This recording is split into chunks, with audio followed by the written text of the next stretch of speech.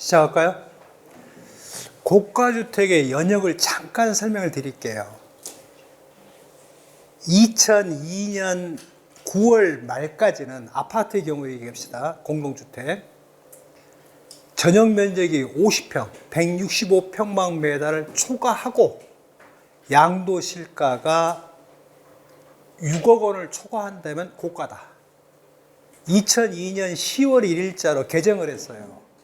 이제는 건물의 전용 면적이 45평, 149평방미터 이상이면서 엔드 6억 초과는 고가주택이다 라고 했다가 2003년 1월 1일자로 개정을 했어요. 면적 다 없애버리고 양도실가 6억 초과가 고가주택이다 라고 했다가 양도실가 9억 초과다로 바꿨다가 2021년 12월 8일일 겁니다. 그날 양도실가 12억 초과가 고가다 라고 했어요. 그러면 이거 왜 필요하냐면 조세특례제한법 99조와 99조 3이 99조가 99조와 99조 3의 공통점이 뭐냐면 고가주택은 감면 못 해주겠다 라고 했어요. 그러니까 조특법 99조가 99조의 3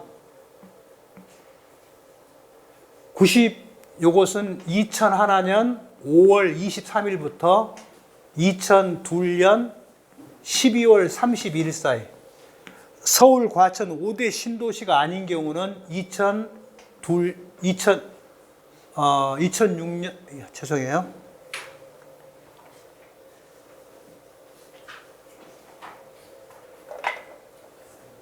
2003년 6월 30날까지 요 사이에 완성된 주택이거나 이 기간 중에 계약을 하고 계약금을 완납한 경우가 있다고 한다면 감면해 줄게.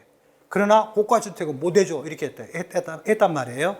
부채에다가 그날 현재의 기준으로 따진다. 그러면 소득세법상의 고급주택이 끌려오게 돼요. 고급주택이. 그러면 2000년 5월 23일부터 2002년 12월 말 사이라고 한다면 면적을 149평방미터를 초과했는지 엔드 165평방미터에 해당되는지를 검토를 해야 돼요. 그 다음에 그러면 가액은 뭐냐? 양도 시점이라는 얘기죠. 그러면 극단적인 예로 2001년 5월 23일 날 계약을 하고 계약금을 완납했다고 합시다. 그러면 지금 양도실가가 20억짜리예요. 근데 면적이 160평방미터짜리예요. 그러면 이 집은 감면이 돼요? 감면이 안 돼요?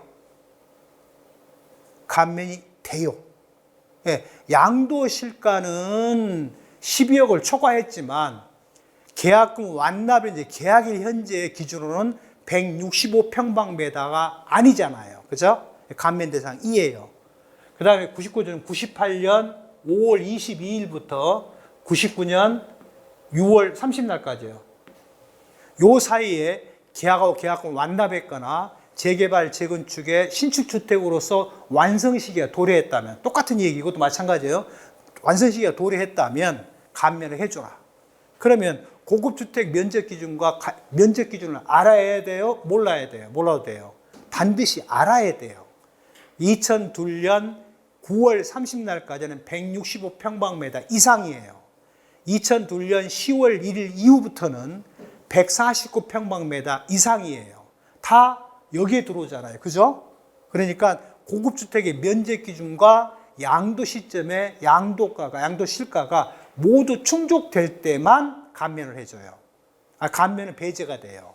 그러니까 예전에 고급주택의 기준을 꼭 기억하셔야 돼요. 그죠? 다시 교재로 돌아간다면 이 부분입니다. 이미 구두로 설명을 드린 내용이죠. 해당 주택이 조합원 입주권으로 바뀌었다. 관리처분계 인가일 또는 사업시행 계획 인가일 현재 비과세권을 충족했다고 한다면 양도 시점에 조합원 입주권이라도 비과세해준다. 하지만 2022년 12월 8일 이후 양도부터는 12억 초과분만 과세 대상이 된다라는 얘기가 되겠죠.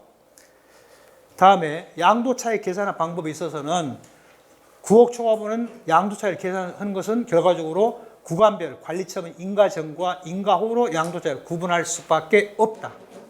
그 다음에 종전의 부동산이 조합 입주권으로 변환되는 시점은 재개발, 재건축인 도시 및 주거 환경 정비법은 관리처분 계획 인가인. 왜 이러냐면요. 처음에는요. 재개발은 도시 재개발법이었었어요. 그 다음에 재건축은 주택건설 촉진법이었었어요. 근데 주택건설 촉진법은 사업계획 승인일이에요. 그 다음에 도시 재개발법은 관리처분 계획 인가일이에요. 근데 그 두 법을 다 통폐합해서 없애버렸어요. 뭘로 바뀌었어요?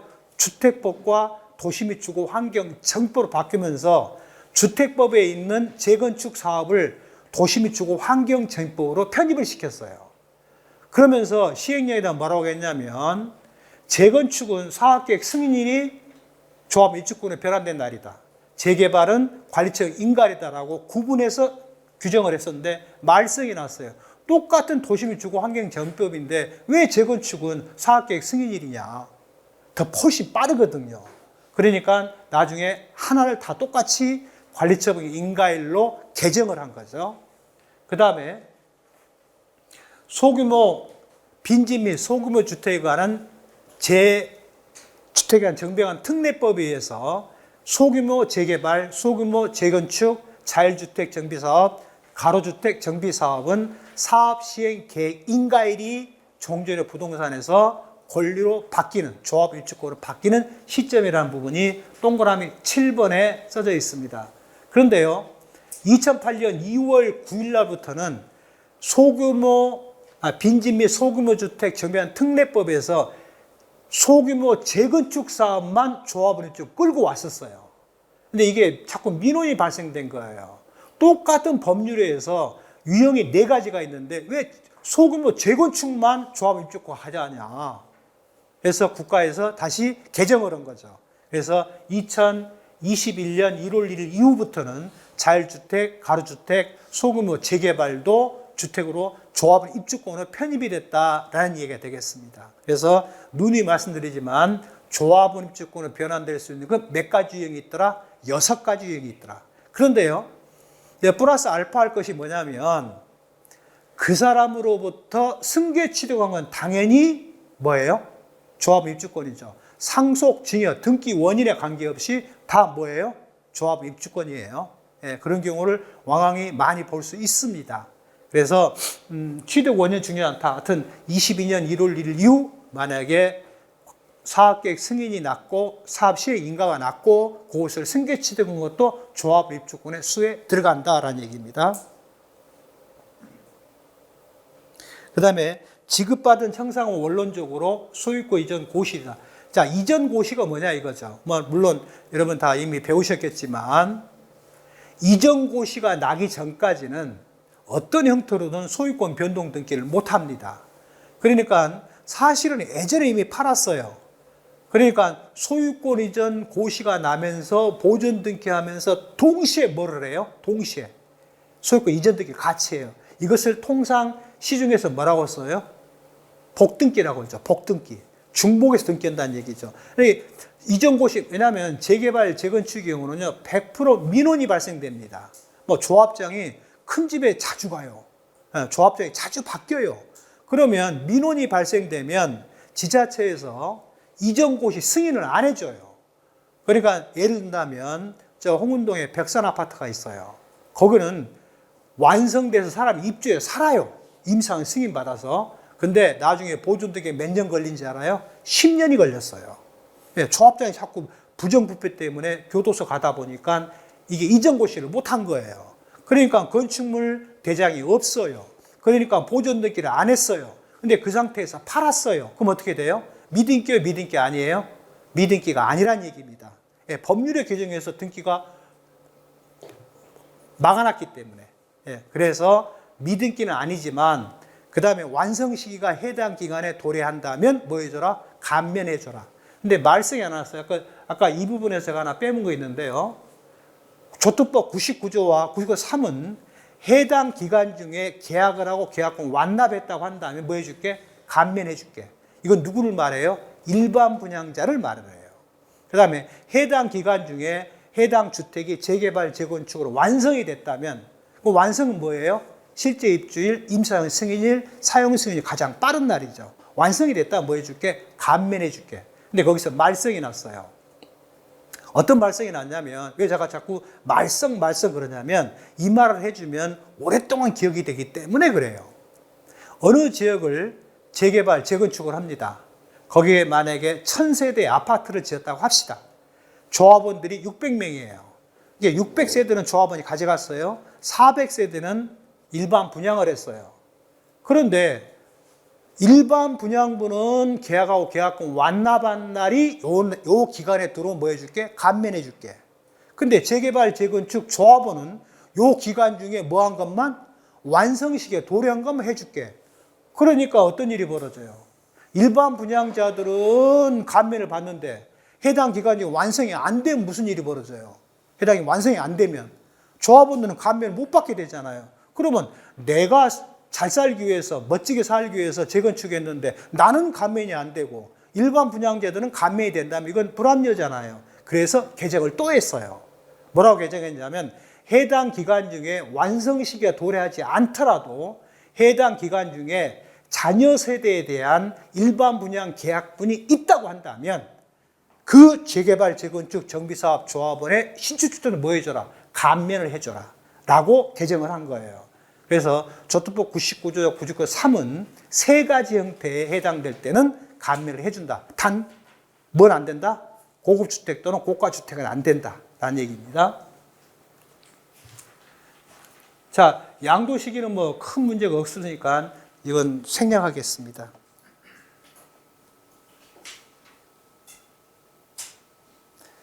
그래서 현재는 재개발이건 재건축이건 다 종전부동산이 관리로 조합이 지금 바뀐 날은 뭐에다? 관리처분계 인가이다. 근데 왜 과거 것이 왜 필요하냐? 지금도요, 사업계획 승인 단계예요. 지금도 공사 안 한 거 있어요. 예. 예, 그런 경우가 많아요. 제가 농담으로 이런 이야기 간혹 합니다. 여러분이 혹시 돈에 여유자금이 있다고 한다면 노원구의 상계중개 하계에 있는 아파트를 사세요. 예. 근데 진짜 어떤 사람은 현직에 있을 때 진짜 샀더구만요. 그래서 그때 7천만 원이 남았다고 나중에 술 사주더라고요. 여러분이 도봉산이건 북한산이건 등산을 가시게 되면 노원구 쪽에 있는 아파트들 무지막지하게 많죠. 그거 전부 재건축할 겁니다. 그죠? 그러면 그거 15층짜리, 10층짜리를 싹 헐어버리면 10층 팔고 몇 층짜리를 지을까요?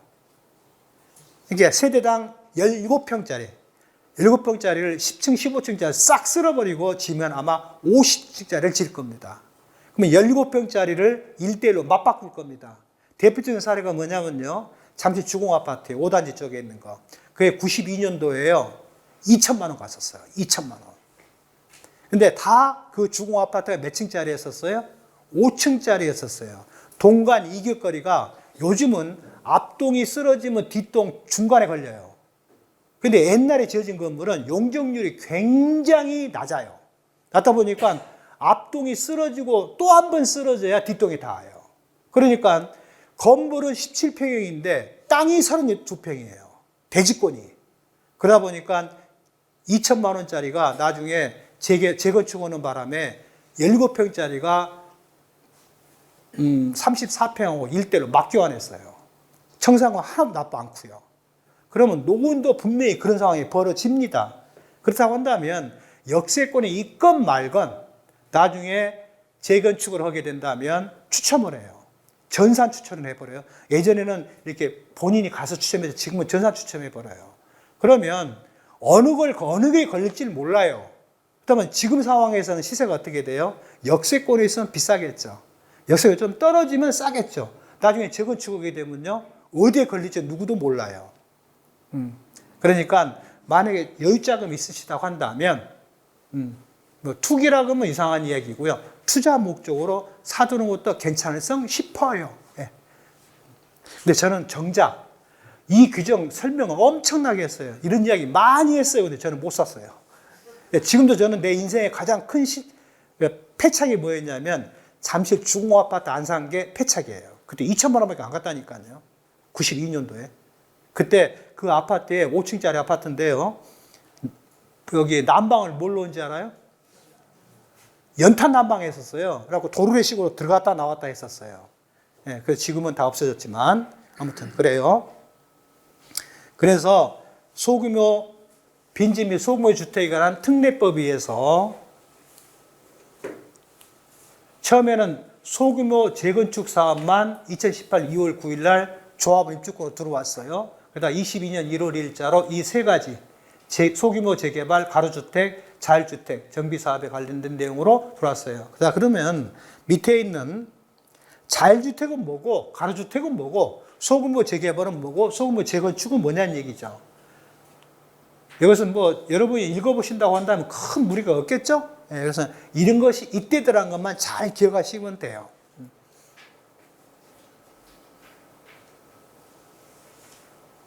나머지는 기왕에 설명된 내용인데요.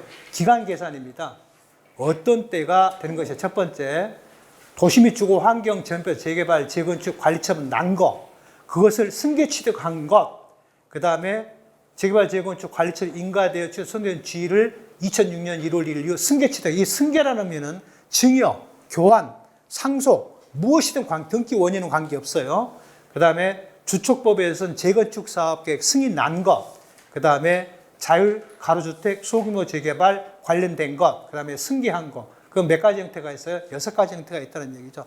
크게 단어로 말해도 6가지가 있고 이것을 세분화해도 6가지가 있을 수 있다는 얘기죠. 그러니까 굳이 날짜를 꼭 기억해야 되느냐 할 필요까지는 없지만 찾아보면 되니까. 하지만 날짜를 꼭 기억해 준 건 절대 나쁘진 않아요. 예.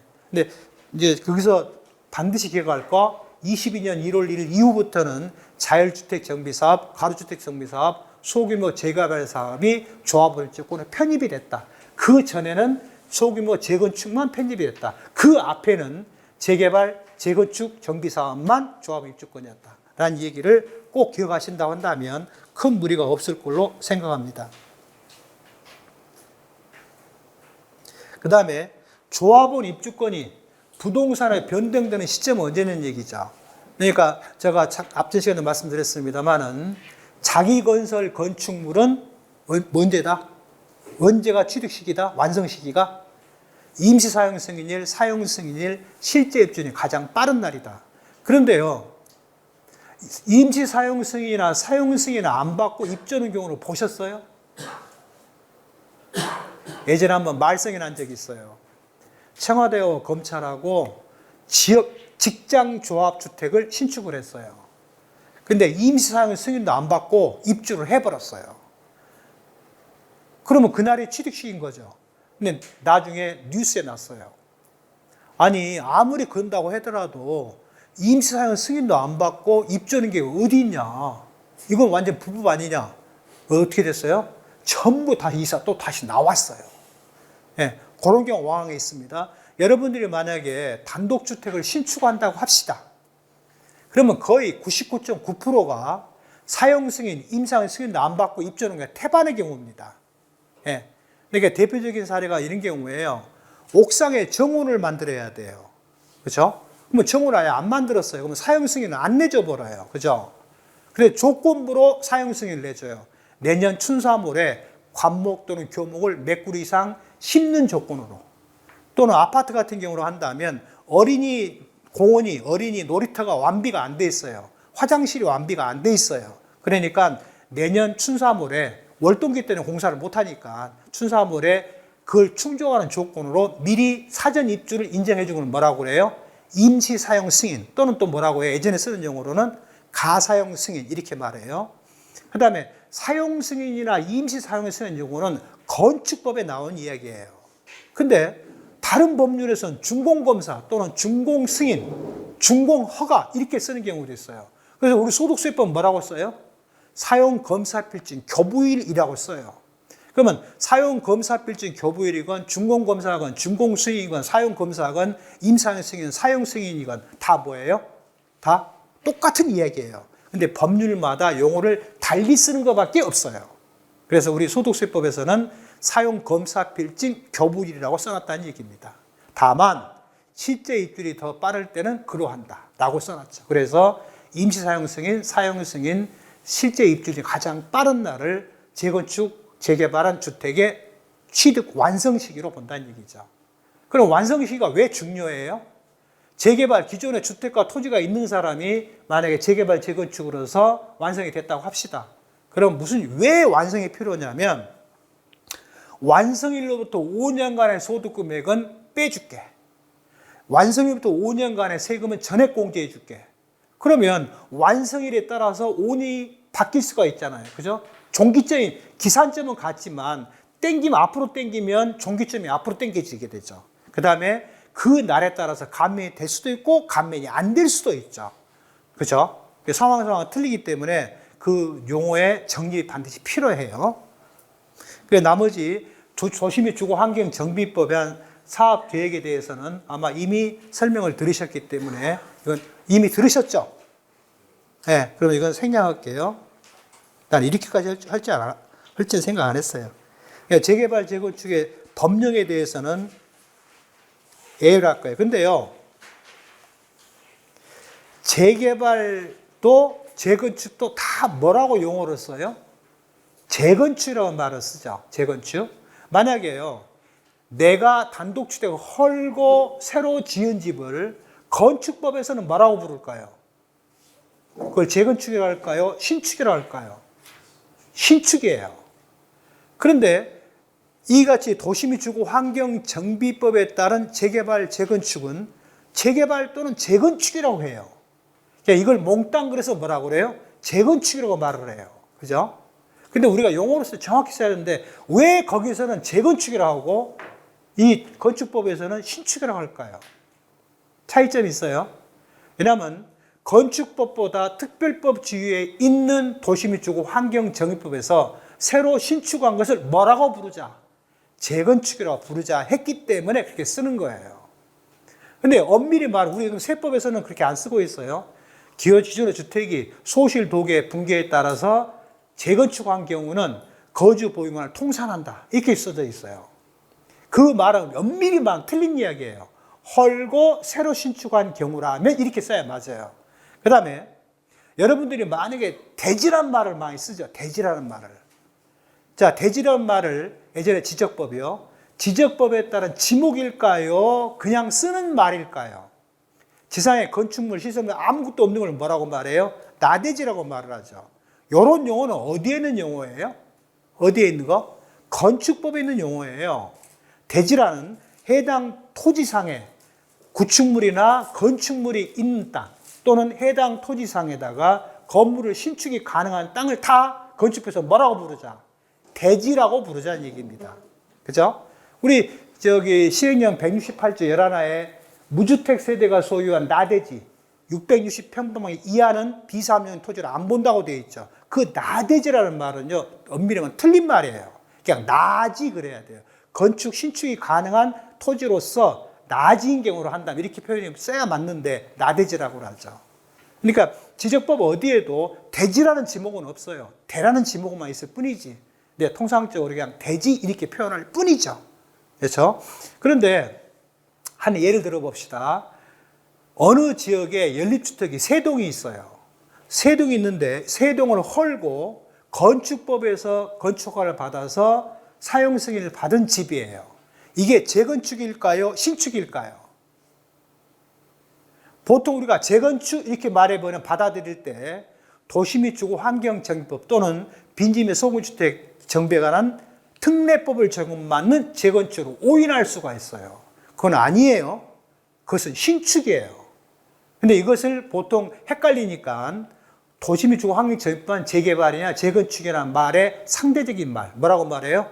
임의 재건축이라고 하죠. 임의 재건축. 그러면 기존에 세 동에 연립이 있었다. 그러면 8세대차하고 상판에서 24명이 공동사업이 현물주자라는 게 되죠. 그러면 현물주 양도가 먼저 한번 걸리죠. 나중에 새로 신축했어요.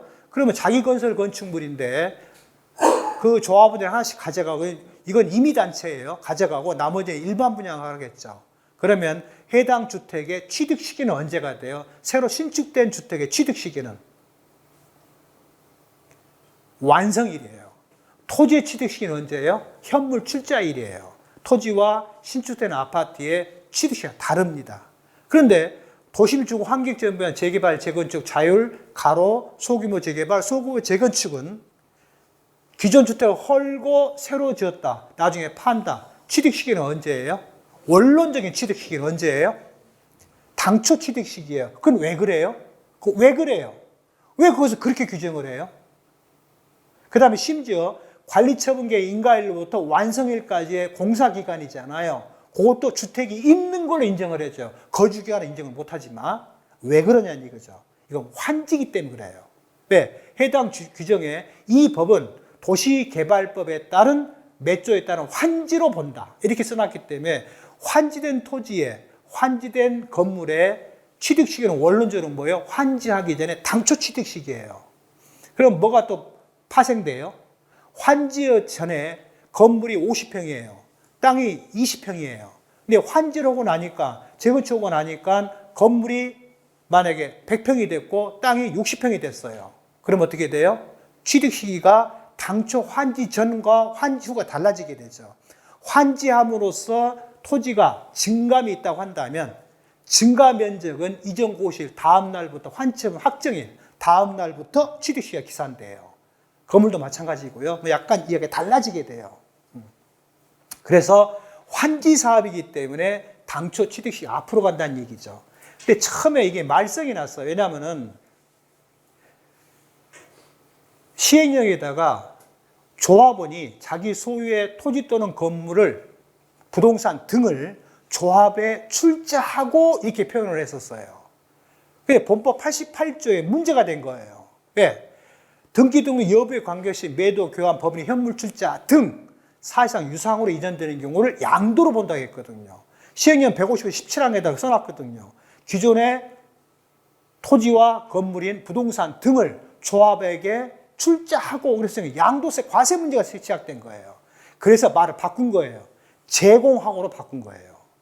예. 그래서 환지 사업이기 때문에 양도를 안 본다는 얘기죠. 그러나 이미 재건축은 현물 출자 시점이 양도가 먼저 이루어져 버려요.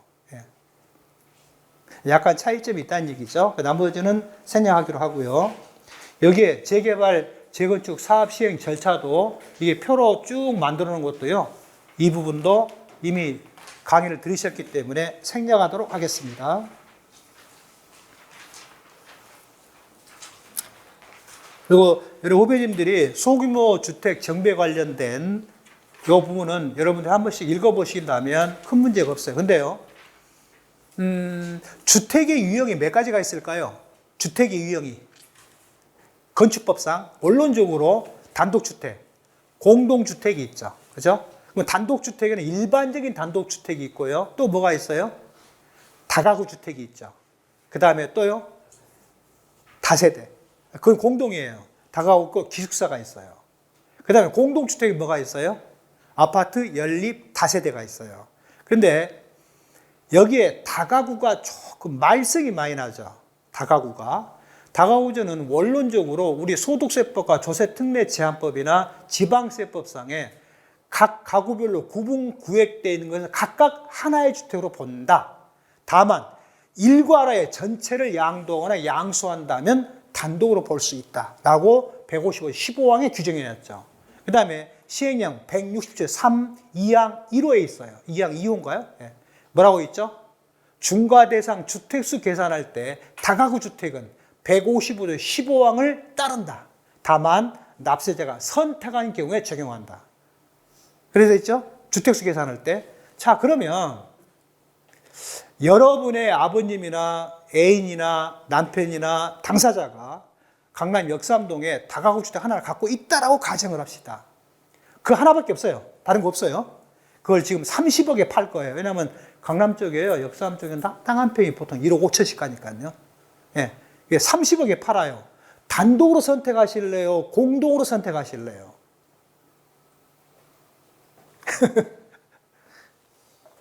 본인의 선택에 맡기게 되어 있으니까요.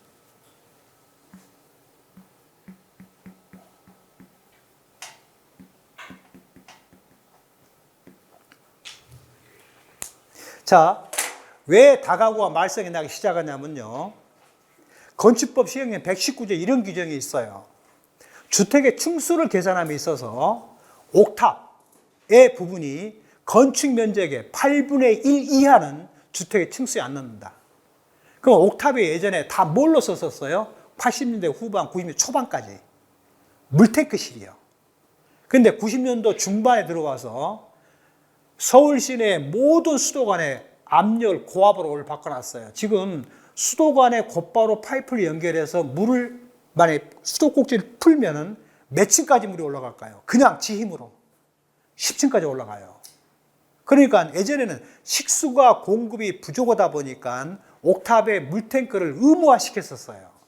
근데 이게 자꾸 무슨 일이 벌어졌어요? 범죄의 문제가 됐어요. 왜?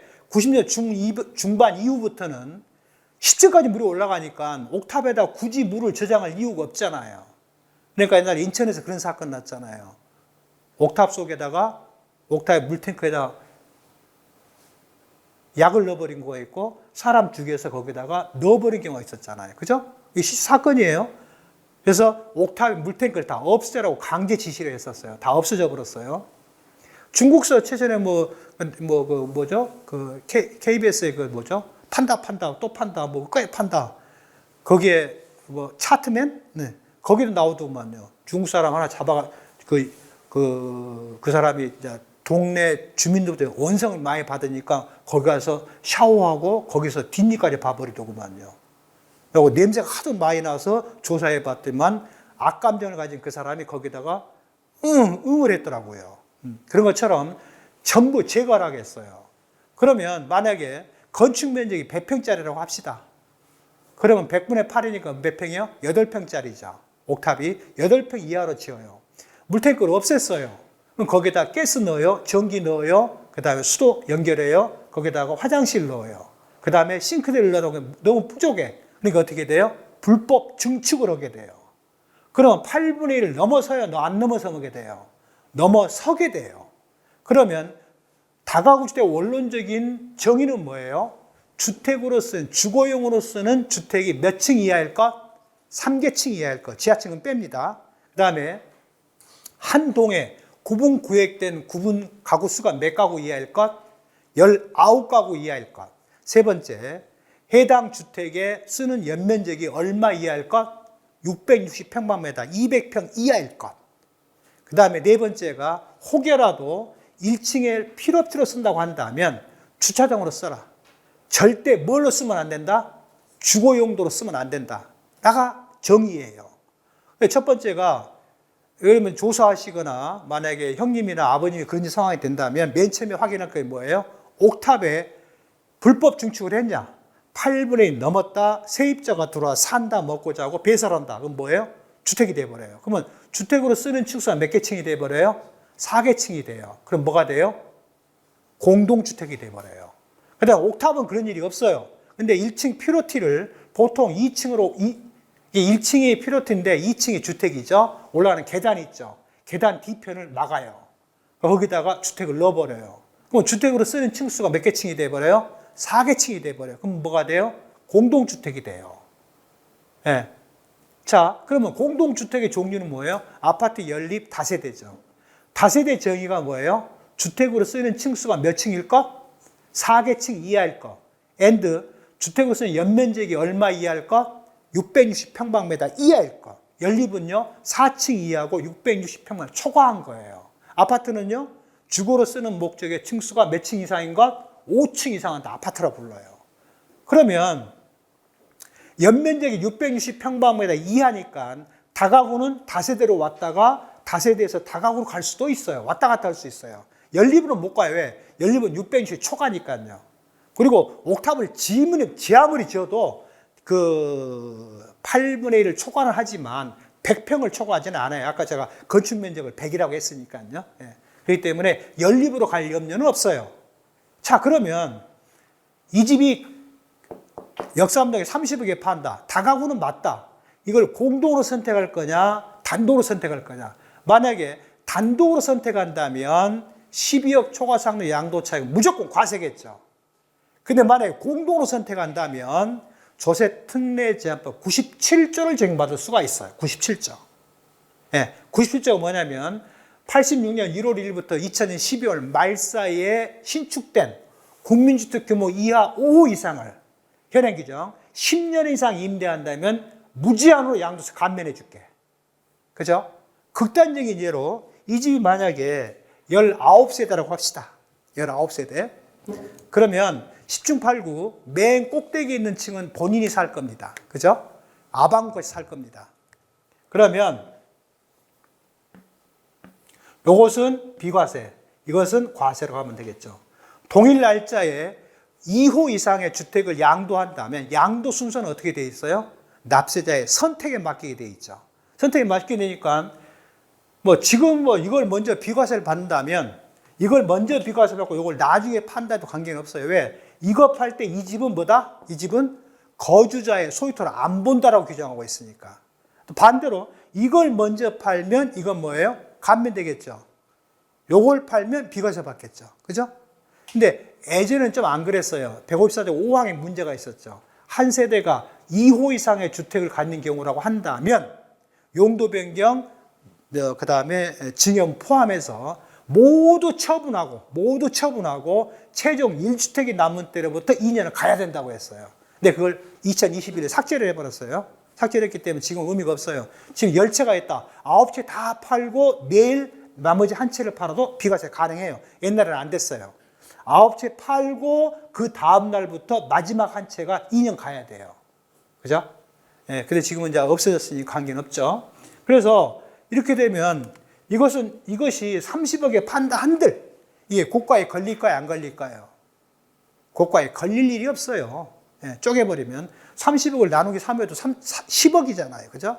그럼 이건 통째로 비과세죠. 이건 통째로 과세인데 통째로 감면이 되죠. 뭔만 부담하면 돼요? 농특세만 부담하면 돼요. 그러면 1세대 1주택 고가주택으로 판정하면 세금을 만약에 3억을 내야 돼요. 감면을 받으면 농특세 1억을 내면 돼요. 그럼 어느 쪽으로 신고하실래요? 공동주택을 선택하면 되죠. 이게 이런 것이요. 어디가 맞냐면 저기 오정동, 부천에, 그다음에 여기는 송파, 그다음에 강동, 그다음에 강북 쪽에 미아리 쪽. 왜냐하면 90년대 중후반, 80년 후반부터 90년대 중반까지 다가구를 어마어마하게 지었어요. 어마어마하게 많이 지었어요. 예. 그러니까 이런 집을 만나게 된다면 무조건 단독으로 선택한 것이 꼭 좋은 건 아니다. 예. 그리고 이 집이 5호 이상이 돼야 되잖아요. 그죠? 5호 이상이 되고 그다음에 가구별로 85평방미터를 초과할까요? 초과 안 할까요? 절대 초과할 일이 없어요. 예. 땅이 100평짜리인데 4층짜리 지었다고 합시다. 가구별로 쪼개면 10개만 잡아봐요. 해도 85가 절대 넘을 수가 없어요. 그러니까 혹여라도 친인척 또는 아버지, 어머니 이런 상황이 있다고 한다면 단독으로 선택한 게 만사형통은 아니다. 예, 의외로 세금을 적게 낼 방법도 있다. 이게 절세 아니겠습니까? 이거 탈세도 아니잖아요. 그죠? 근데 하나 말썽이 났어요. 무슨 말썽이 났냐면 이게 상속을 받았어요. 예. 상속을 받았는데 혹시 제가 이걸 한번 제가 본 적이 있어요.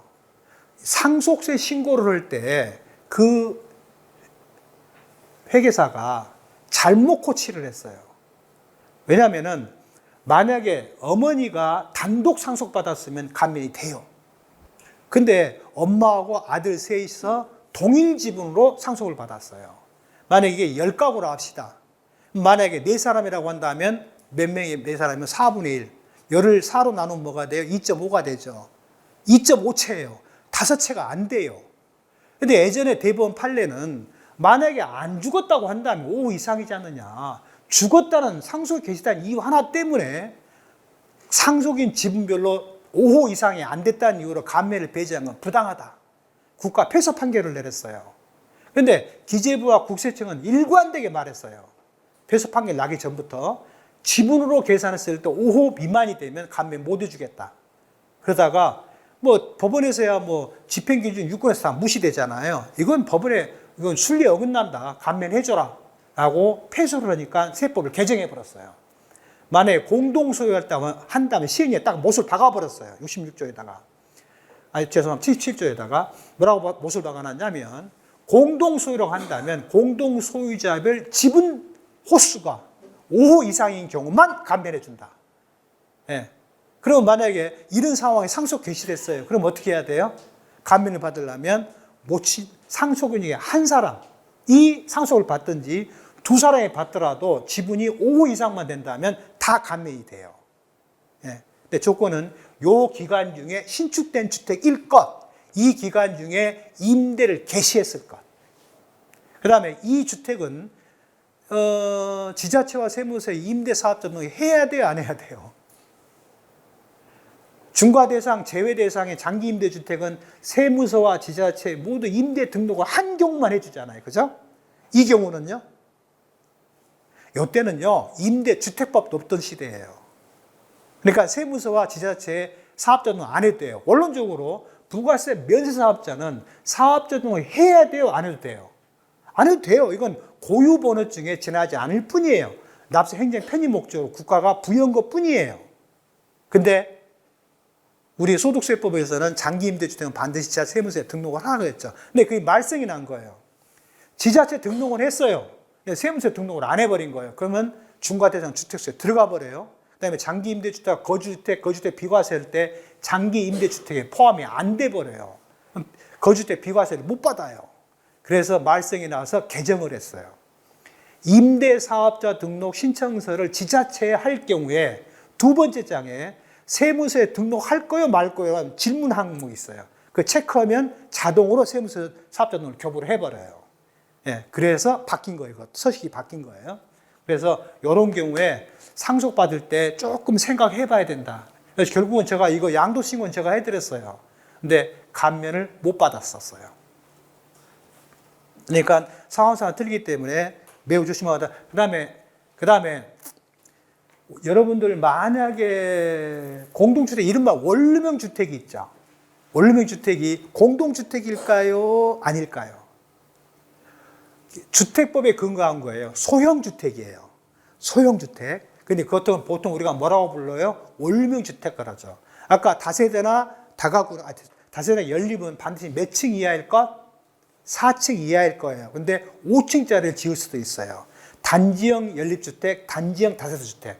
그러니까 소형주택, 단지형 연립, 단지형 다세대.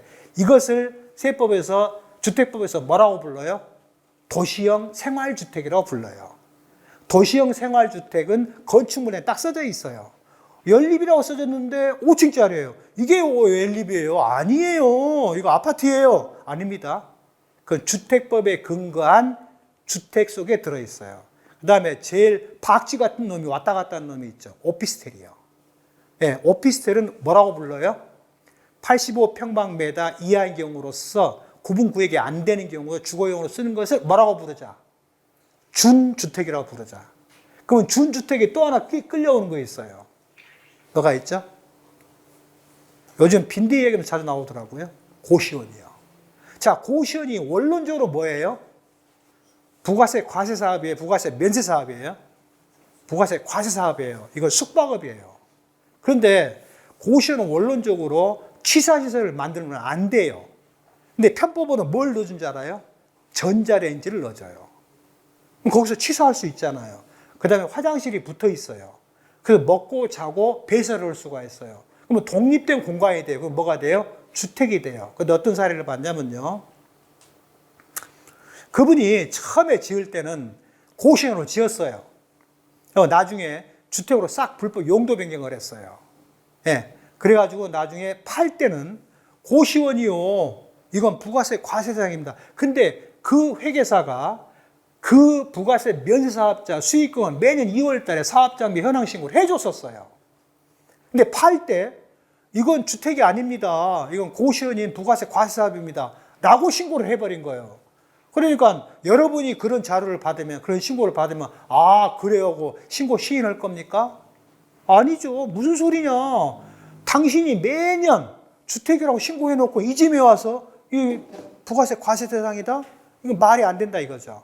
싹 추징당합니다. 12억 추징당하더라고요. 예. 그래서 고시원호 같은 경우에 왔다 갔다 하는 경우가 있고, 다가구 주택 옥탑이 말썽이 난다요. 그러면 내가 가보기 전까지는 어떻게 알아요? 그 옥탑이 있을지, 19가가 넘을지, 8분의 1 넘을지를 어떻게 안 가보고 알 수 있는 방법이요? 혹시 네이버나 구글이나 다음에 카카오 맵이 있잖아요. 항공사진 있죠. 항공사진에 그림 옥탑이 나오잖아요. 그것을 러프하게 재봐요. 그럼 오른쪽에 메뉴바가 있어요. 면적 재는 메뉴바. 이게 재봐서 건축 면적보다 8분의 1 넘는 것 같아요. 그러면 의심을 해봐야 돼요. 그럼 의뢰인한테 말해야 돼요. 의뢰인의 불만이 뭐냐면 내가 살 때 이렇게 샀고 내가 팔 때 똑같이 파는데 왜 나한테 그러냐. 그건 그 사람 이야기고 방법이 없어요. 예. 대책이 없어요.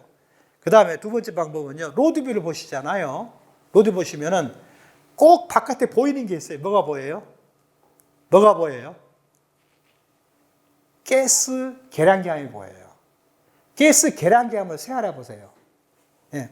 건축물 대장은 주택이 만약에 1층에 3가구, 2층에 3가구, 3층 5가구예요. 그러면 5, 8, 10개가 가스함이 10개가 있어야 돼요. 근데 11개가 있어요. 한 개는 10-8 어디에 있다? 옥탑에 있다는 얘기죠. 예. 그 다음에 그러면 말을 해줘야 돼요. 옥탑이 8분의 1 넘는 것 같습니다. 그래서 주택으로 쓰는 층수가 4개층입니다. 어떻게 알았냐요? 가스 계량기함이 11개가 있지 않습니까? 그럴 때는 확인을 꼭 해봐야 돼요. 매우 조심하셔야 돼요. 그러면 결국은 뭐가 돼버려요? 다세대가 돼버려요. 다세가 되면 결과적으로 모두 다 과세예요. 하나만 비과세죠. 예, 예, 그런 경우가 왕왕 있습니다.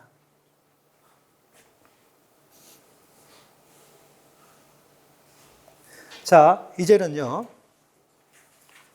일시적 2주택이 시행령 155조에 규정된 건 아니에요. 본법에 있는 게 이미 제가 말씀을 드렸어요. 무슨 이야기냐면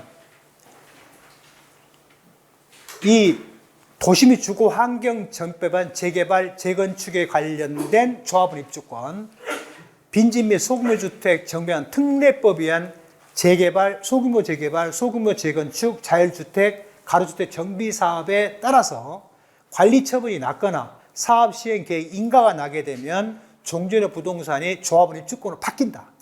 그러면 그 사업 시행 계획 인가일이나 관리 처분 인가일 현재 비과세권을 충족한 주택과 부소지라고 한다면 양도를 현재 무주택이라고 뭐 해줄게? 무조건 비과세를 해줄게. 그건 원론적인 이야기고 두 번째 게 뭐예요? 만약에 그런 조건을 모두 충족한 상태에서 다른 주택이 있으면 어쩔래? 다른 주택을 취득한 때로부터 몇 년 이내에? 3년 이내에 팔아라. 그럼 비과세 줄게. 자, 그런데요. 거주 문제가 또 생길 수 있어요. 거주 문제. 기존 주택의 거주 문제. 자, 거주 조건에 따른 것이 원론적인 뭐가 있어요? 2년 이상 거주. 취득일 현재 조정 대상 지역에 있는 경우는 몇 년 살아라? 2년 거주해라. 다만 예외가 있어요. 조정 대상 지역 공고일 이전에 계약을 하고 계약금을 완납한 사실이 확인되는 경우로서 무주택 세대라고 한다면 안 살아도 좋다. 그죠? 다음에 2017년 8월 2일 이전에 취득한 경우로서 무주택 세대 상태에서 취득을 위한 계약으로 계약금을 완납했다고 한다면 해당 주택은 2년 안 살아도 좋다. 그 다음에 해당 주택이 건설 임대 주택 또는 공공 매입 임대 주택이라고 한다면 소유권 취득이 아니라 취득한 때로부터 임대 개시일로부터 소유권 취득 후 양도일까지 몇 년 거주했어라? 5년을 거주했다고 한다면 해당 주택 2년은 안 살아도 좋다. 해당 주택이 사업인정 고시 전에 취득한 주택으로서 협의에서 수용이 된다고 한다면 해당 주택 2년 안 살아도 좋다. 그 다음에 1년 이상 취약, 질병, 근무상해편 때문에 부득이한 사고가 있다고 한다면 그 집은 2년 안 살아도 좋다. 그 다음에 해외 이주하거나 해외 근로로 파견 나간다고 한다면 2년 안 살아도 좋다. 그죠? 그 다음에 2년 말고 또 뭐가 있죠? 1년짜리가 있죠. 1년은 반드시 몇 년? 1년짜리 어디가 있어요? 1년 이상 거주할 것. 아까 조합원 입주권, 기존 주택과 대체주택이 있을 때 기존 주택이 재개발, 재건축에 따라서 취득한 대체주택은 반드시 몇 년 살아라? 1년 이상 거주해라. 다음에 또 1년이 또 어디 있죠? 신축 완성된 주택은 반드시 3년 내에 팔거나 전에 팔거나 그 다음에 완성 후부터 3년 내에 이사를 가서 몇 년 살아라? 1년 이상 계속하여 살아라. 또 1년짜리가 있을까요? 자, 3년짜리는 어디 있어요? 3년짜리. 3년 이상 거주할 것. 뭐가 있죠? 소득세법상 농어촌 주택에 기농주택이 있죠. 예. 그 다음에 또 어디가 있죠? 조특법상 농어촌 주택 3년 이상 보유를 해야 돼요. 예. 그 다음에 5년 거주가 어디 있어요? 5년 거주가. 아까 제가 잠깐 말씀드렸죠. 건설 임대주택을 임차하여 소유권 취득 후 양도할 때까지 몇 년 살아라? 5년 살아라. 라는 얘기가 되어 있죠. 그래서 그 조문마다 어떤 건 1년, 어떤 것은 2년, 어떤 건 3년, 어떤 건 5년 왔다 갔다 한다는 얘기죠. 헷갈려요, 그죠? 그래서 이미 말씀드린 것 같이 부동산 시장 권리인 조합 입증에 불구하고 기존 요건을 다 충족했다고 한다면 새로운 주택을 취득한 때도 3년 내에 팔아라. 그럼 비과세 줄게. 라는 얘기입니다. 근데 간혹 이런 질문을 많이 해요. 이게 여기서 말하는 1번은 원론적인 주택이요. 그 다음에 2번은 새로운 주택이 있다고 한다면 이런 이야기죠. 근데 전 조건이 있어요. 분양권이 없어야 돼요. 22년 1월 1일 이후 분양권이 없어요. 그럼 모순이 돼요. 왜냐하면 89조 2항과 모순이 돼요.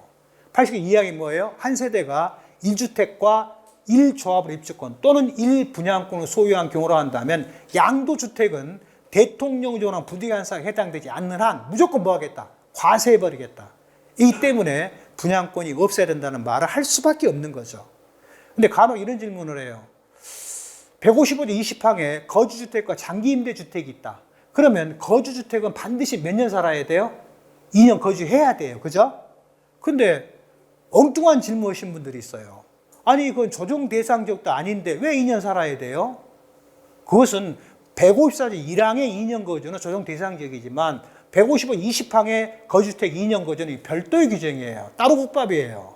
그렇기 때문에 조정 대상 지역 이건 말건 2년 반드시 거주를 해야 돼요. 그런데요, 예외가 있죠. 어떤 때는 2년 안 살아도 돼요. 그래서 상부를 인정해 줘 버려요. 뭐 어떤 때요? 해당 주택이 상생 임대주택일 때. 예. 근데 해당 주택이 상생 임대주택에 대한 상생 임대주택 기간 계산이 필요해요. 왜 이래? 이게 너무 뚜껑 벗기기가 너무 힘들어요. 2021년 4월 1일부터 2024년 12월 말까지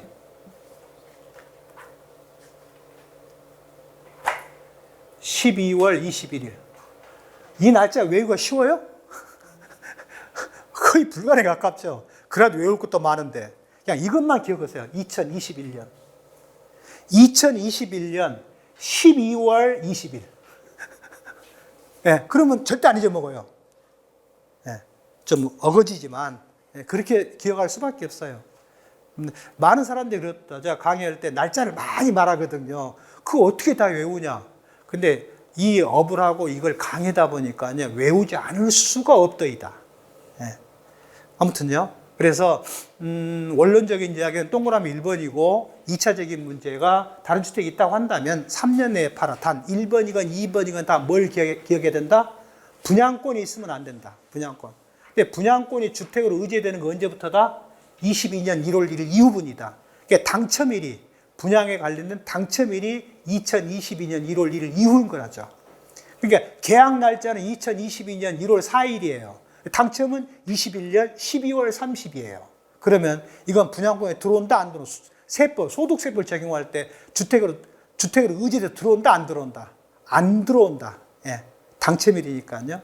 그러니까 뭐 분양권을 받을 수 있는 건 뭐 많죠. 주택법, 도시개발법, 그다음에 공공주택 특별법, 농어촌 특별법 등 속에 아파트 분양 관련된 것이 무수하게 많죠.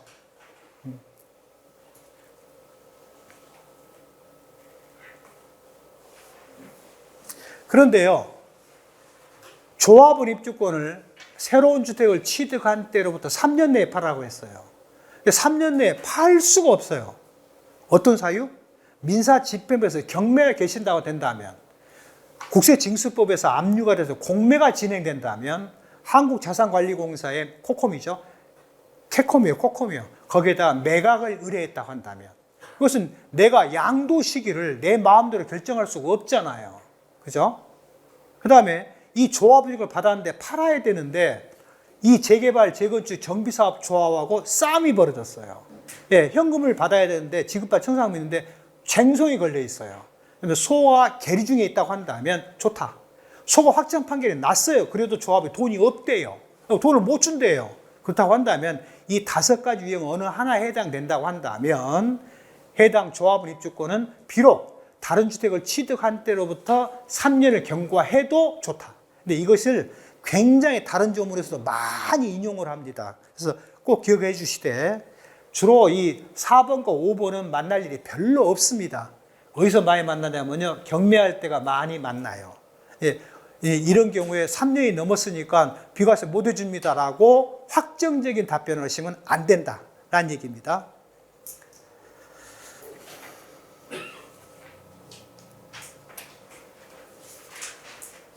그래서 이미 누누이 설명드렸습니다만은 A부터 B 구간, 요 구간은 부동산의 구간이죠. 여기서 여기까지는 완성일, 요까지 구간은 무슨 구간이에요? 구간은 권리에 관한 구간이죠.